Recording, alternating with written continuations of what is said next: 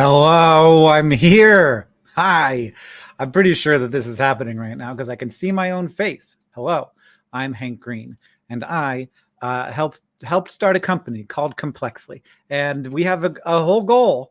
It's pretty simple, just to make stuff that makes people curious about their world, and so that they can know more stuff because we think that that's good. We think that overall, if more people know more things, things go better.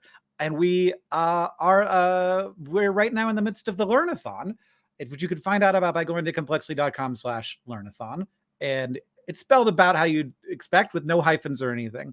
And you can get a shirt like the one that I'm wearing right now, which says good information is worth it because we think that. And also you can sign up to play trivia with me next Friday, which is going to be fun. Or you could just give and know that your money is going to make great stuff because we don't put things behind a paywall. That's our whole goal, is to keep it free for everybody. But right now, what we're doing is because I feel like I would be, oh, look, there's a whole thing up here with information about how we've raised $35,000 so far. We're creeping up toward our $50,000 goal. What we are doing today is we're going to have a little chat with a bunch of people from our team to talk about how they make videos, all the way from like, how do you start? How do you like have an idea to, on the other side, finally you end up, how do you like push publish and make the video happen? So I would like to introduce people on the stream, and they're appearing. There's going to be 4 of them. Hi, you guys. Hey. Hello. Howdy. It's good to hear that the audio is working, but also good to hear your voices. So we've got Daniel, who is the director of editorial at SciShow. We've got Heather, who basically runs Crash Course. Darcy, who is, we call it the Greenhouse team, working on kind of a collection of our like misfit channels like Eons, Bizarre Beasts, and Microcosmos. Darcy's been working on one of those shows or all of them for a long time. And Madeline, who is working on Study Hall, which is our project with Arizona State University and YouTube to create YouTube videos that actually lead to college credit that you can use when you're in school, to not have to pay as much for that. Maybe I should have let you introduce yourselves, but I didn't do that. But let's go through. You could tell us a little bit about how you came to Complexly and what you do. Daniel, start. Sure, Hank. Well, in a previous life, I was a magazine editor for 17 years, working on writing and editing long-form nonfiction. And so in that job, I got to work with a lot of great writers, including one, John Green. And I decided I wanted to sort of expand after a long time. I felt like I knew that and wanted to expand into other media. And I'd been following Complexity stuff for a very long time and had loved it. And so I've been a fan of science since I was a little boy, and Carl Sagan and Cosmos and all of that. And so very lucky to get to lead the editorial team at SciShow. Heather, how'd you come to us? Hi there. Well, first I just have to shout out, I'm a substitute here. So I'm filling the seat for Megan Modafferi, who's on parental leave. She's our editorial director. Also have to shout out Alexis Dahl, who's been doing a wonderful job filling her big shoes. So I worked at YouTube for about a decade before joining Complexly. I had the pleasure of working with Hank for several years, and really wanted to support Crash Course and Complexly's mission all the years that I was working beside them at YouTube. And now I have the wonderful job of overseeing our editorial and production team. So I'll try my best to talk about our editorial process, but it's been an incredible journey. I am a voracious, curious learner, and that has driven my work and the Crash Course team's work to great success. So excited to be here talking about how we do the thing. Darcy Shapiro. Yep. Yes, that is me. I'm here. Hello. Before I was staff at Complexly, I actually freelanced for Complexly. I was a freelance writer and editor for Eons from like 2018. And the thing that got me in the door there was that before this, in a previous life, I was an academic. I did a PhD in anthropology, trying to use CT scans of the hip bones of living primates to figure out how extinct primates move around, which is like nerdy and esoteric, but also kind of set me up just right for working on Eons and bizarre beasts and thinking about animals dead and alive. Nice. Yep. And Madeline, hello. Hello. Like Darcy, I freelanced for Crash Course before I got to come on full time. But before that, I studied math for many, many years. I studied dynamical systems, which I used to explain using types of French fries. So maybe that helped me sort of get my feet here. And then I freelanced for one of the Crash Course courses, the entrepreneurship. And fortunately, as that was ending, we had some script editor roles pop up. So I got to jump in there. And then when study hall became a thing, I popped over to study hall with Nick Jenkins. And so it's been a fun time since then. That's awesome. It's cool to see, because I probably could have told you all of that, but I don't know that I would have known that you both started out freelancing. So I guess the topic of the day is, how do we make videos? So the first thing of that is, how do we decide what we make? Because sometimes we get to choose, sometimes it's a little less that we get to choose. So Daniel at SciShow gets to choose whatever you want, which is the great place to be. And Darcy also is often in that spot. So how do you choose what to make? Well, as you know, Hank, we kind of have two audiences at SciShow. We have sort of devoted science fans, and then just people who are curious about the world. We don't assume anything more than a high school education. We want to reach everybody. And so we need to appeal to both of those audiences. So we need ideas that are like really surprising and compelling on their surface, but then have some complexity to them when you go deep, so that we hit both audiences. And so we need, where do those ideas come from? There's no doubt that we find a lot of things on science news aggregators. When you're desperate for an idea, Eureka Alert always is the first place you start. Mm-hmm. And every day there's fascinating science from around the world being published there, or at least aggregated there. And then things we see in the popular press. Last year, the New York Times and everybody else did a story about the world's biggest aircraft, this sort of plane blimp helicopter that looks like a giant butt. And I thought, well, we can explain the physics of how that thing flies in a deep way that the New York Times is not going to touch. And so we did a video on that was quite successful. But my favorite kinds of ideas, like when we're searching for them, are the questions that keep us up at night.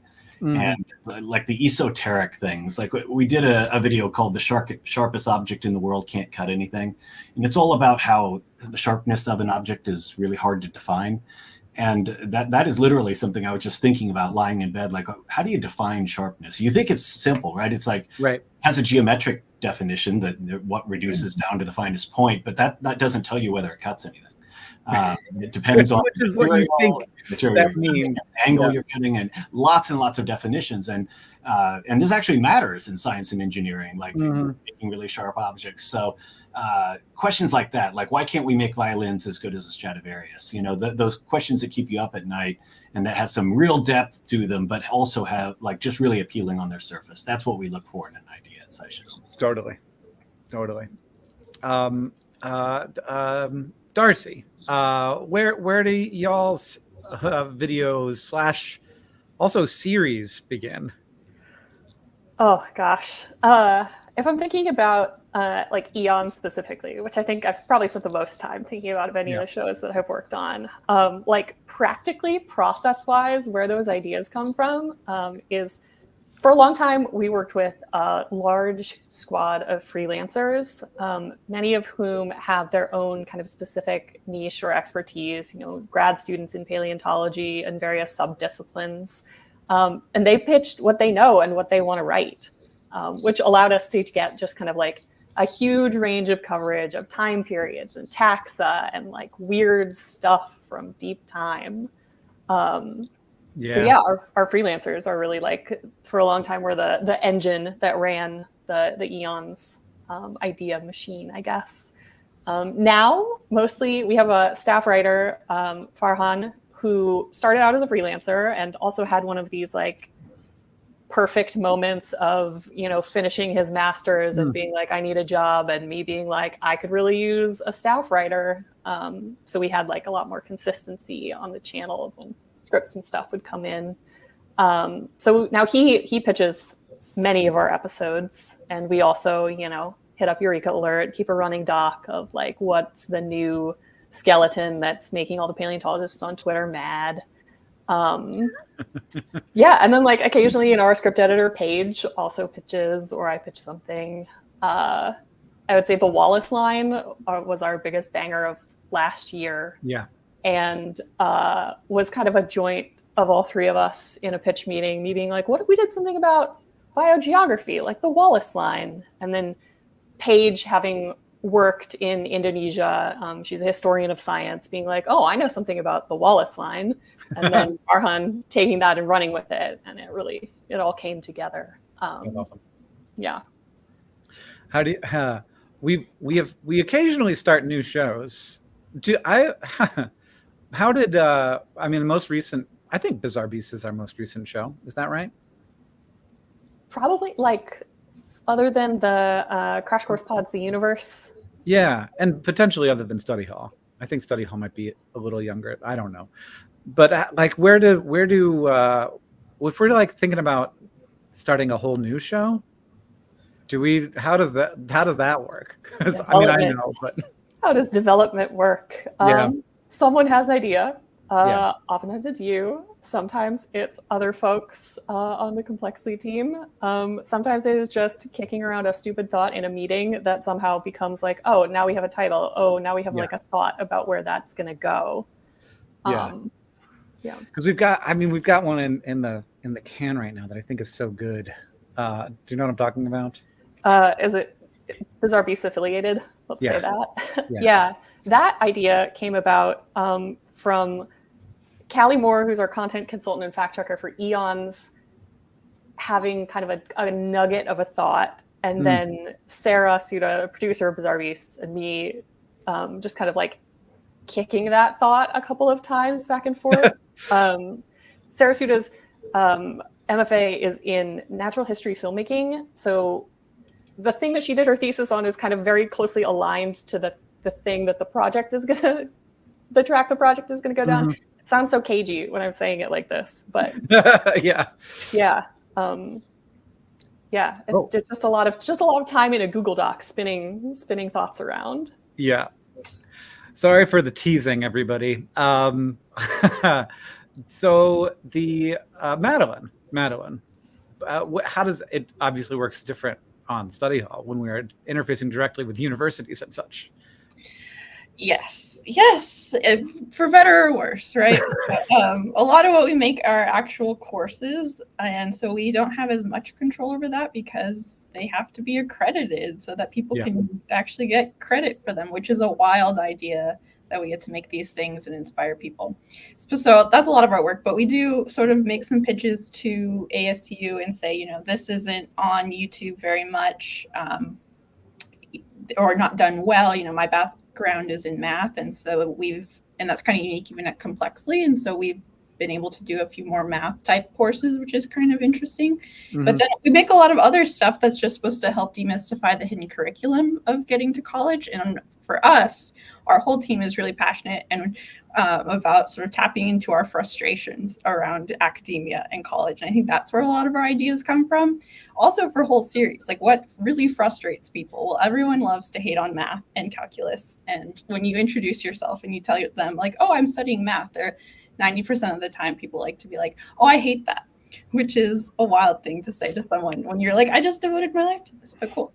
But we also do it with like how to pay for college. We have this really long, really cool video coming out that's about why is college so expensive? And we get into this sort of wild history that starts in Morocco and comes back through like land grant, the Moral Act, and all sorts of things into the US, which is just really wild. So we often tap into sort of our frustrations and what frustrates us either about like the college process and what we wish we'd known, or what we know people are really asking. That separates us a little bit. Like we tend to be a little bit more biting than some Complexly things. We're a little jaded. Yeah, well, it's a messy world, and it's hard to feel like it's working properly. when it's structured the way that it is, which is why we do the thing that we do. And if the thing that we are doing right now is actually part of a fundraiser called the Learnathon, if you're just joined us, and at complexity.com/learnathon, you can donate and you can be on the trivia game that we're playing, or you can get the shirt that I'm wearing right now that says good information is worth it. And you can leave us a little message like Laurel did. It says, I appreciate the research and commitment shown in Complexity's content. I believe more companies should have such a commitment to the truth, which I think we do. We'll talk a little bit about truth specifically later on and how we try and get to it. Heather, how do y'all at Crash Course make these decisions and also choose what to teach? Because at Crash Course, we actually get a little bit more. We have a little flexibility, yeah. So thanks to generous donations from our audience, half of Crash Course series are actually funded by patrons or Crash Course coin purchasers. So half of our slate of series, we can identify topics, that we see gaps in the market, right? Madeline mentioned this too for study hall, but we look at opportunities where authoritative, engaging content is sparse. I think art history is a great example of that. We have a long list of all the Crash Course series we could make, and we catalog every suggestions that come in, so keep them coming, everybody. But art history has been on our list for a really long time. It's challenging subject matter. Licensing hundreds of artworks to feature in this series was a huge task, and our team did an incredible job in securing those rights so that we could teach about art history. We also happened to know a wonderful host to bring on for that series, and Sarah Green. So that was another really wonderful connection and opportunity where we knew we could do something that hasn't been done and do it really well. And then the other half of Crash Course series are funded by external partners. So an example of that is our upcoming religion series, which is coming out on September 3rd. And we applied for a grant for that series. So we received this grant from Arthur Vining Davis Foundation, Pew Research, in partnership with PBS.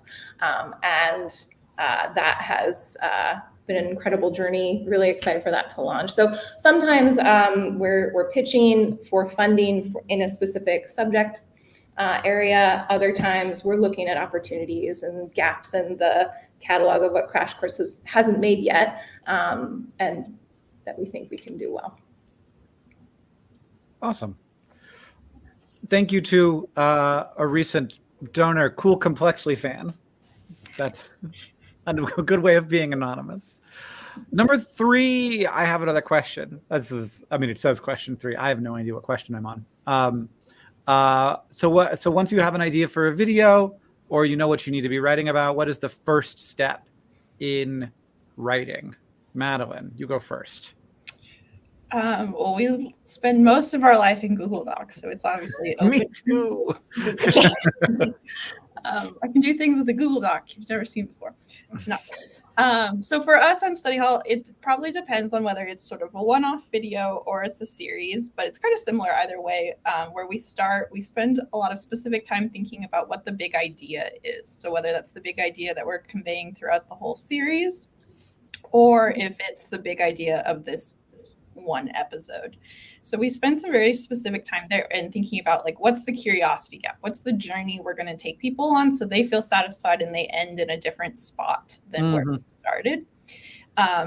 If we're working with ASU, we then take all of their basically a semester's worth of lecture notes and we help them divide it up into 30 videos where there's a curiosity gap each time, and where we start the course is different than where we ended. Like with our econ course, we started with a really cool video pitched by our script editor, Paige Esterly, and then written by our associate script editor, Maya Lannon, which is hilarious if you haven't watched it, about where does economic thought come from? So we start there as sort of the foundation, and where we'll eventually end if you take our macroeconomics course is just this wild journey of actually we don't exist in capitalism really, and here's macroeconomics, and here's all of this sort of monetary policy, and now you can go out and actually understand what the New York Times and the Wall Street Journal are telling you and what these politicians are pitching and why someone's policy is better than the other. So we really focus on that journey and laying that groundwork. And then if you're Maya, when you're writing our history of college, which is like a 40-minute long episode, you do a lot of research. And we like to think big. I think that's easier for us. And we then sort of cut stuff out. We're less successful when we have something small and then we have to dump stuff in. It's just less of a cohesive narrative. Not to say we can't do it. We did that with an econ video too, where we added in a section of like, what is money? And that's a really cool episode because we got to ask, there was space. We got to ask this cool question. But yeah, so it starts with a blank page usually, and then asking sort of what's the big question? What's the journey? Yeah, it's a fun thing to try and figure out. It's a challenge. It's its own special little challenge, especially when you need to cover a specific topic rather than getting to just pick the Wallace line, which if you want to watch that video and find out what the heck we're talking about, you could Google Wallace line Eons. I don't know what the video is called, but I'm sure YouTube will figure it out for you. It's a very cool thumbnail. It is so cool. Darcy, how do you figure out how to make like a compelling Eons video? Yep. I think we ended up calling the Wallace line video the invisible line most animals don't cross. Yeah, or it's like keeping two worlds apart or something. Yep. One is the thumb text and one is the title. Yeah. The invisible barrier keeping two worlds apart. Yeah. That one, I mean, like you're going to sell something on the strength of the title. Feels very mysterious. Mm-hmm. But any compelling Eons video, pitch to video, has to have three things. It has to have a narrative arc. We're going to take you on a journey. It's going to start in one place. It's going to end in another. There is going to be narrative tension that is going to draw you through the story to a payoff at the end, hopefully something satisfying. It has to have counterintuition. Like one of our old video, before I even started working for Eons, the time it rained for 2 million years, like feels pretty counterintuitive. So we like stuff like that. Yeah. And it's got to have something surprising in there like that. And it's got to have a so what. There's got to be a bigger reason that we're making this video that is going to give a viewer an insight into something about how the world and natural history works. So narrative arc, counterintuition, and so what. And that's pretty like, we got it down at this point. Those are the three things. Yeah. I mean, sometimes I don't feel like I need a so what. I don't need it to matter. It matters just that I know a new thing. But I agree that it's good to have a so what. Sometimes I think we fight for so what too hard, but that's just me. It can be, if it has the first two things and the so what is kind of squishy, like I'm willing to roll with it, and then we'll figure out the so what in the writing process. Yeah. Daniel, how is the SciShow team structured for this? Yeah, the first step in writing a great script for us is finding a great writer, and finding the right writer. And so the scripts usually begin as pitches from script editors, but then we have to find the right person. And we have, freelance writers throughout the world who are specialists in every science you can imagine. But sometimes we just want a good generalist, just a good storyteller. An example of that would be, we recently did a video, An Ancient Roman Shipwreck May Explain the Universe, which you hosted, did a very nice job. And so we had this great story about particle physics and archaeology colliding. Like, what could an ancient Roman shipwreck possibly have to do with a particle physics experiment under a mountain? And so we just needed a great storyteller. You're not going to find the perfect archaeologist or particle physicist somebody with both of those backgrounds. Good luck. I think that Venn diagram. Only there were a bunch of archaeologists / particle physicists. Right. Tends to be two groups that do not have a ton of overlap. Yeah. Right. So we hired Layla Battison, who's one of our great freelance writers, and she's a geologist. She has neither. But she's just a great storyteller, and we thought she'd be right, and I think she did a wonderful job. So, our scripts begin like that and go to an outline stage, and we talk back and forth between the script editors and the freelance writers about the outlines, get it just right. The writer does more research than the preliminary stuff we've done, to pitch it. And then it goes to me for top editing. So it has sort of layers of approval, but it all starts with finding the right writer for the right project. Do you ever feel like you've just seen too many words? No, I love reading. Never. Okay, good. It's like playing a game of Tetris that never gets old. It's just always different every script. Yeah. It was such a good story. Thank you, Think Tank Theory. Every time I've told somebody about that since then, they're just like at the dinner table staring at me, and I'm like, yeah, I know. The universe is very cool. Heather, how do we find the right people to do this on Crash Course? Oh my gosh, yes, yeah. So the Crash Course team is made of expert storytellers, writers, editors. They're not experts in Hinduism or the Indian Reorganization Act of 1934, right? So we need to bring in subject matter experts. So when we greenlight a series, we search for experts, advisors, fact checkers with background in the subject matter we're working on. So it's, right now I think we have about 30 freelance folks who are supporting our editorial and doing much of our editorial work and creating our series. So we bring in experts to lead the instructional design of a series. So they'll begin with an episode list. So basically, what are the topics that we need to talk about for sex ed? We have 15 episodes. How do we capture the foundation, the most important stuff? And then they build that out into a syllabus, which is a detailed outline. Then our writers take this hefty syllabus and they need to translate it into layman's terms for our audience, which is very challenging work. And then our editors support our writers in that process, edit their work. We, similar to all the other teams here, we have a review rounds that we go through, including fact checking. So a very thorough process. And couldn't do it without a lot of help from experts we find when we start new series.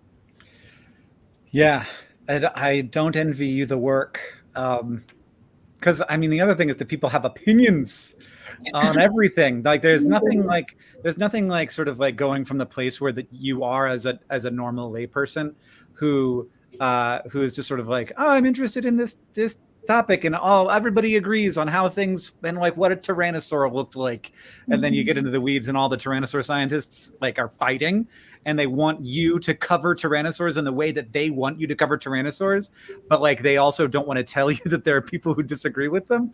It's work, and it's easy to and early on it was easier to make that mistake and not be aware of some tensions that might exist in a subject matter expert field. So Melanie just gave $60. I think that the idea of the $60 1 year of Complexly donation is that we don't have a paywalled streaming service. We don't want to have a paywalled streaming service. We could set one up. We don't want to. We've thought about it. But we don't want to. We've thought about like what we would do if we did have that money. And it's like kind of energizing to think like, oh, if a bunch of people signed up, we'd have more money to do cool stuff. But we don't want to do it. We've decided that we just, it doesn't make sense. Mostly because like the whole point is to reach more people, not to make more money, even if making more money could allow us to make more content. So the thing that we want to do is reach more people the most that we can, which means keeping everything free. And, a streaming service might be like $5 a month, which is about $60 a year. And so you can buy that thing. And Melanie just did.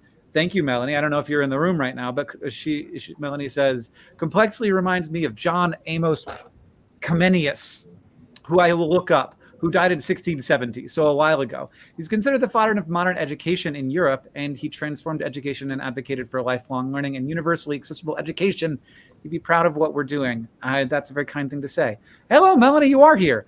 And I mean, because it really isn't like as much as oftentimes we at Complexly do focus on people who are in a formal education setting sometimes, oftentimes we don't.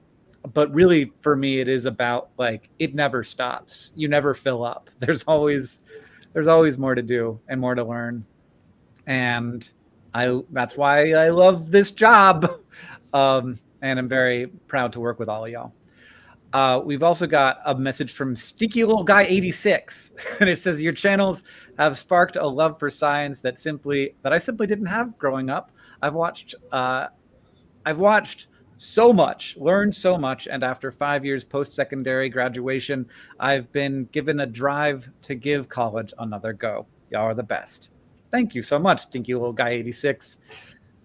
Maybe don't use that one on your applications, though. And we got a message from Bubble God Animation.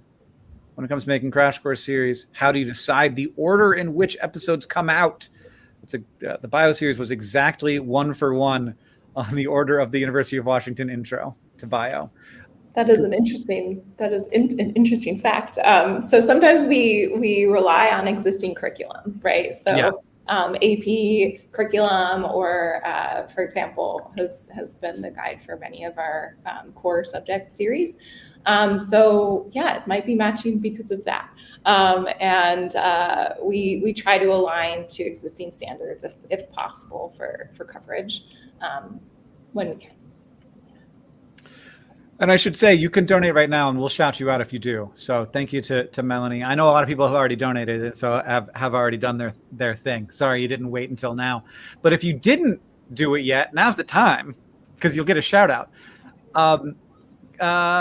Next question. Back to that truthness thing. How do we get things correct? I know as a person who's missed a couple of times on that, it's not easy. So I don't know, Dan, you want to talk about avocados? Yeah, I will talk about avocados. But first, let me say, Hank, when I took this job, the thing that scared me most was like the size of the audience, because when you make a mistake in front of millions of people, oh yeah, people are going to let you know. It's amazing. You can't hide it. It's amazing because like you can have a room full of 10 people and every one of them misses something, and then the first 100 people who watch a video, there's a first 1,000, there's 10 people who have noticed the thing that you missed. Yeah, and then they pile up, and you look like a fool. So you have to get things right. And so all of our stuff is fact-checked by specialists in the area of the particular script. But even with that safety net, we sometimes miss things. And a famous example is a video we did, I don't know, almost 10 years ago. I think it was a big hit, something along the lines of how did avocados get those giant pits? And the idea was that giant ground sloths ate them, and they basically had a symbiotic relationship. You know, the ground sloth had a digestive tract big enough to pass those giant pits, move them around, spread the avocado plant. Made sense. Except there was absolutely no evidence that this is true. And it was basically somebody wrote a paper that was like, this might be a thing. Right. And then everybody was like, I'll write a news article about it. And then they ran. Oh, in that book? Yeah. Oh, wow. Yeah. It made it into a book. That's a thing. I got in trouble for this once when I made a video. It was a TikTok. So it was easy to just get rid of it and apologize. But I made a video once about how there are dinosaur teeth on the moon, which kinda, but not. There is certainly atoms from dinosaur teeth on the moon, but there's no actual, probably not any actual solid dinosaur teeth on the moon. But that's something I read in a book that seemed like it was a very credible researched book, but he was just having like a moment of hyperbole, I feel like, and I did not try and find the source. Anyway, sorry. Well, the only way we found out how wrong we were is we hired a person with a background in paleontology, and she's like, this banger from 10 years ago, that's not true. And so we took it down. We always, when we have a big mistake like that, we take it down. We write a note in the community post about what we got wrong. And in this case, we thought the story was so good about where they really came from that we made a new video. Everyone was wrong about avocados, including us. And the audience really received it well. People like when you admit you're wrong, whether it's your wife or your audience. People like when you admit when you make a mistake. Yeah, and it's honestly, it's also easier when it's giant ground sloths and avocados and not something that maybe has more impact on people's lives or the decisions they might be making, which is why you have to be extra serious and careful when you're talking about anything to do with medicine or lifestyle stuff. And That's the life, man. So on Bizarre Beasts, this has been an exercise in me dealing with an amount of acceptance.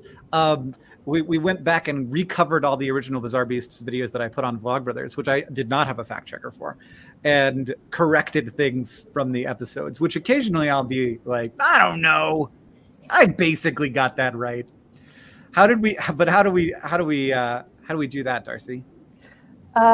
For the Bizarre Beast season series, well, we start by giving your script to our fact checker who fact checks all of our Bizarre Beast videos, Rachel Garner, who is absolutely top notch, like truly incredible at her job. Mm-hmm. So she goes through and she says, this is a little sketchy, this might be wrong, but then there are things that are wrong now that were not wrong then, because that's how science works, right? Yeah. There were the videos were from several years ago. Yeah, we find new populations of fish hiding out somewhere, things like that. So a lot of it is not necessarily just correction. Some of it is just updates. How has the science moved along since then? A couple of things were real whole cloth corrections, but there were honestly, I can't think of any off the top of my head, but like I'm sure there were some. I think I can't remember what it was, but I remember in the studio being like, "Oh yeah, no, that was wrong."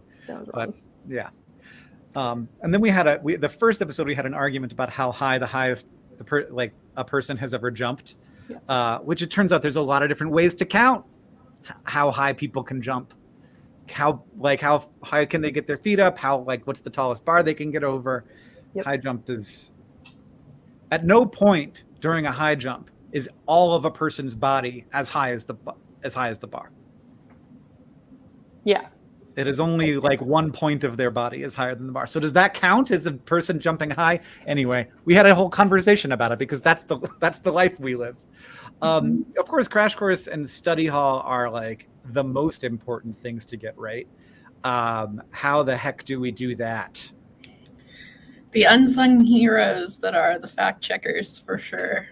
But we have a lot of tiffs with our sort of ASU faculty for the exact reason that you said, Hank, about experts are experts and they secretly fight each other and then leave it in our lap. And it's like, okay, cool. Thank you for this. But we workshop every script actually based on an idea Heather proposed. We do a script workshop before every script goes to fact check and final review. And that's for many reasons. Like we'll get into sort of visuals and stuff and jokes. But one of those things is just sort of a broad sensitivity read by everyone because we all have really diverse backgrounds. We have Paige, who's a playwright and theater person. We have Anna, who's English and music. And we have communications on our producing team. And so we have a wide variety of people who can come at it from various fields and just be like, I don't know that sounds right to me. Yeah. Do we also have I have this problem where you're trying to make something more accessible or more interesting and somebody is like, well, that's not exactly there. And I'm like, sometimes I'm like, yeah, you're right. And sometimes I'm like, no, you're wrong. Like, I think it is there. I just think that you don't like the way I'm doing it. And so that can be a tricky thing with fact checks. That's really hard. We had that actually this morning. I had to navigate some language with one of our history professors, and he pointed out that the way you would define Aryan is different depending on what time period you are in. And our source said one thing, and he wanted it clarified. And so we had to sort of negotiate about like what is true. Are we going with the 1850? Are we going with the World War II definition? What do we want to do here? So, very hard. And negotiation is a big part of Crash Course, right? Yeah, of course, especially in the subject matter we're addressing now. But I don't know, what we always have to remember is that Crash Course videos and really Complexly videos, they live for a very long time, right? They're resources for, the first Crash Course video is going to be a teenager in January. Like it's been a long time and it's still one of our top performing videos. So we have to be really, really careful about it, thinking about the long life that it will have. Yeah. And we were not very careful in the beginning, which makes we were less careful I would say we weren't very careful, but Right. we were less careful than we are now. We've built a lot of systems since the beginning, and I like in part that's just a reaction to the level of impact that we have. So like like as you have more impact, you have more responsibility, and so now it used to be that like I would just write a SciShow, or I would just write a crash course, and that would be the whole thing. And it'd be like, recently I wrote a SciShow, and it got turned back to me. It was like, we don't want this one. There will be a thing that will happen on SciShow because of it, at least I think. So that'll be nice. But sometimes it's just not there, and people. I think that like on the whole, Complexly is more careful than I am, which is the way that it should be. I have a question here that just came in from Sarah Filmel, possibly. I have a question about how and when do you work in humor to the scripts without it feeling forced or distracting? Oh boy, that's the art. I don't know. Sometimes, I mean, on SciShow, sometimes it happens in the room, like it's not in the script. Which is fun. And then I sort of like, I'm like, you can do whatever you want. If that feels like it works when you're doing the edit, leave it in. If it doesn't feel like it works, take it out. I think it's great when it happens in the room. I mean, that's what's going to be most natural, but you have to provide some humor in a script so the host has something to work with, you know. Yeah. We often say you could say this or not, you know, if this is optional, this is if it feels right. Yeah. We have funny people too. Like we're really lucky for that. Jamie, Annie, Carrie, Eliza, they're all really funny and collaborative. So they'll help each other with scripts. Like, okay, I have this opportunity here. I need 3 examples and one really silly one for this. And so we built in some systems, but improvisation and in shoots is, you know, important to keep space for as well. Yeah, that definitely speaks for you. Like you got to provide a foundation so that the host can jump off, but also we want it to feel authentic. So like we might propose a joke and Hank's like, no, I would never say that. And we're like, okay, cool. Maybe there's something there you can work with. And so on Study Hall, we interview the hosts before we even film stuff, and we're getting better and better at that.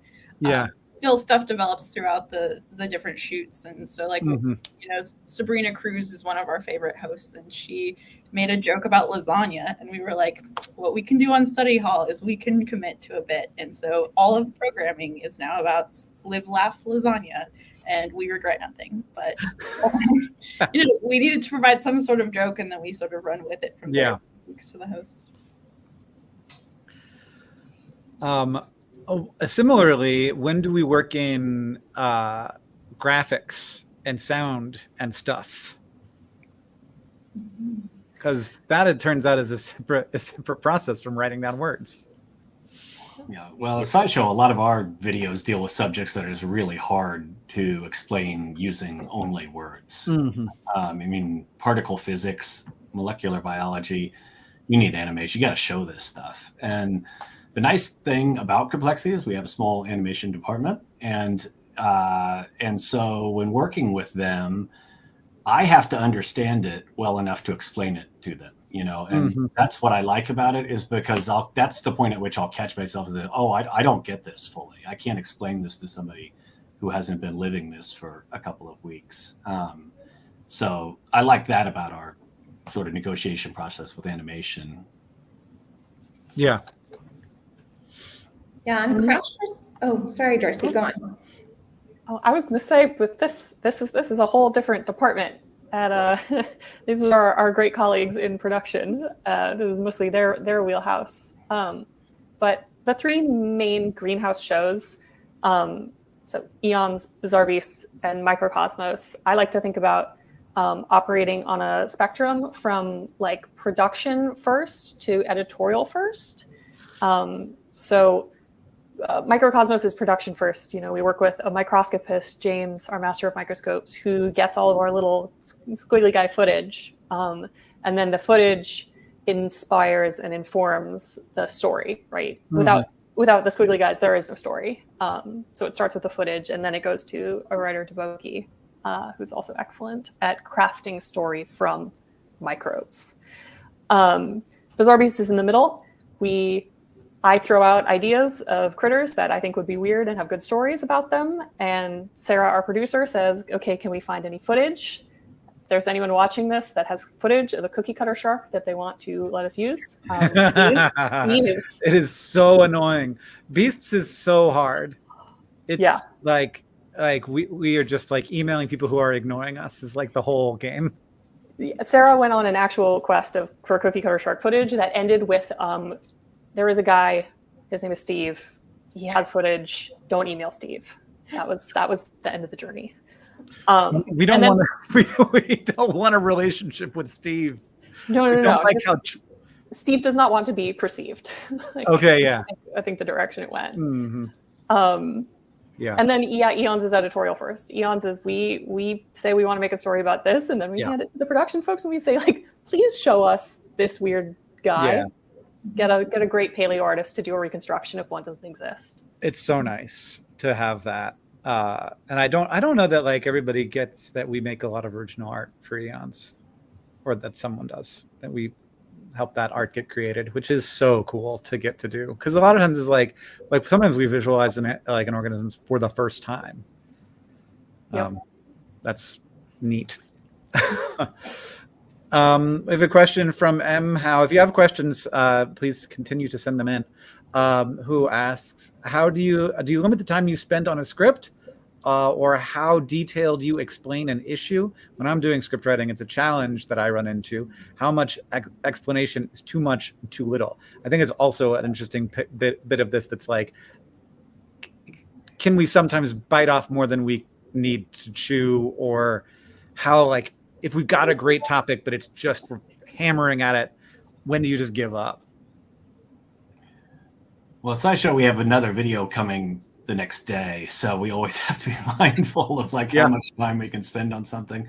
But it all comes back to I like top editing everything because I get to read it fresh. I remember the pitch, but that's as far as I followed it. And so then it arrives at my desk, and if I don't understand it on a first pass, like pretty easily, I know we have a problem. Yeah, I shouldn't have to read it closely, and so if we run into those, sometimes we kill a script because it's just getting too hard to explain. We're putting too much time into it. I don't know how everybody else feels or deals with that. Yeah, unfortunately, there's a lot of stuff that we can't kill because it's boring or because it's too hard to explain, because it's part of the course and you gotta learn it. But similarly to Daniel, like when we're workshopping it, we'll read it through, and we're definitely, I won't say vicious, but we do not like being bored. So we're like, I'm bored here. Like, reading it out loud, you can tell where you get bored, or just having someone else read it and they'll be like, I'm done. I've lost interest. And you can inject something there or reorient your discussion, but also just making sure that there's some sort of journey. So you feel like there's a payoff. So like there's a point to each part of the explanation is really helpful. Yeah. Yeah. I mean, it's also like the way that I make there's usually a deadline of some kind where it's like I can't spend more time than this on, and then if I make a piece of content and I say, okay, I actually can't do this in my normal deadline, I ruin it for myself, because then I have no constraint, and it's like, I guess I'll just spend the next 2 months on this, and that's a terrible outcome for my ability to do all the other stuff I have to do. And so, but generally we have that constraint where we can't spend too much time on a script. Yeah, we'll phone a friend if we're getting close to the line. You ask for help, and we find help in our experts, in our peers. That's one way we try to work through it. We've got $15 came from Colton Compton. Thank you very much, because Colton couldn't pass up the opportunity for trivia with Hank, and also says, thank you, Complexly, for making content that has made me experience more awe of the universe. And also Leah was above, apparently, who says, thank you for everything that you do. It's helped me pass countless classes, K through 12, and helped keep my love for learning alive in the midst of academic burnout in college. I hope all Complexity projects can continue to work for years to come. And got the trivia with me, which is $15. It's not too much money, but also if you want to give basically $5 a month, as if we were a streaming service, so that we cannot be, that would be $60 a month, or you can get the good information is worth it tea for $100, and we'll just put that towards making cool stuff. We are almost done here. I have a heart out, unfortunately, because I'm doing a fancy interview with a fancy person. That is a secret right now, but not now that I've said that, it's not as fancy as you think. Kamala Harris is walking in right now. No,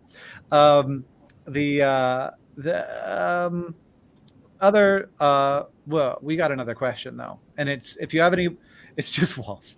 No, if you have any questions, send them in now. And if you want to donate, this is do it today. Do it while we're going.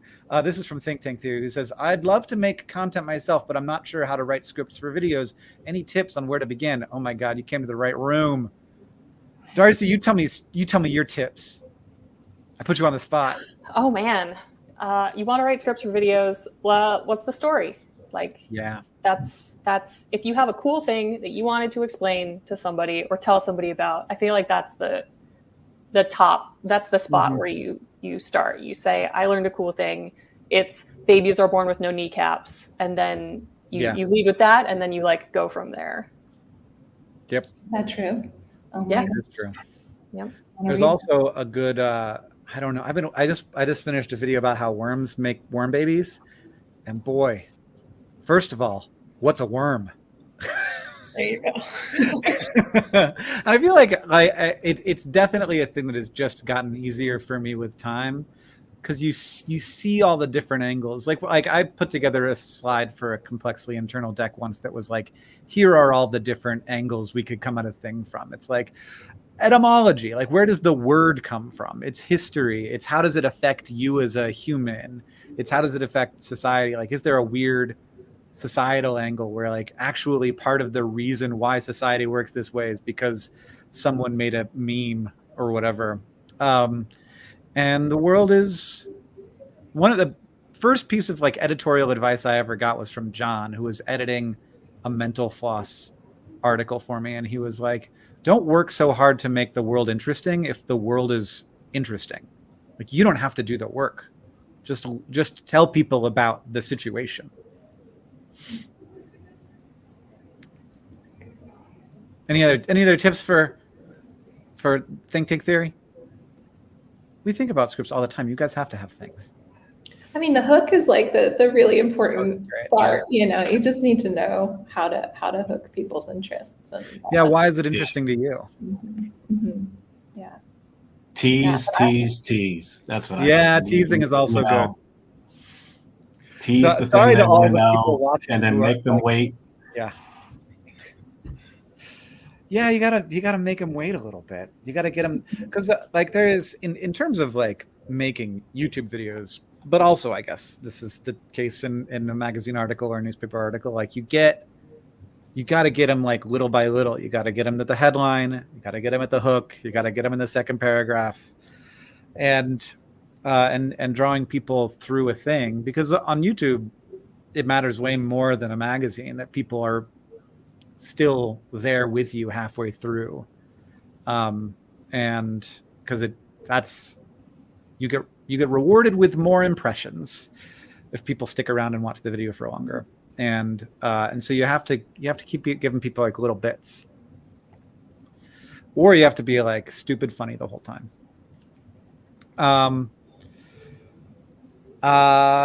Do we have, so speaking of teasing, do we have things that we're making right now that y'all are excited you can give a little tease for?